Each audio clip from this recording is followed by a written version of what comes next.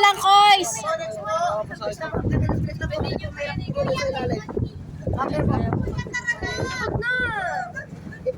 Ganyan nga hilain kayo eh. Ang galing. Ganun pala yun.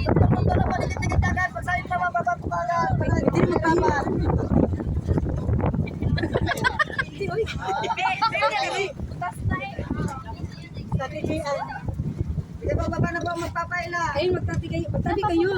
Magpahila doon. Papunta doon? Dalang picture ka muna doon.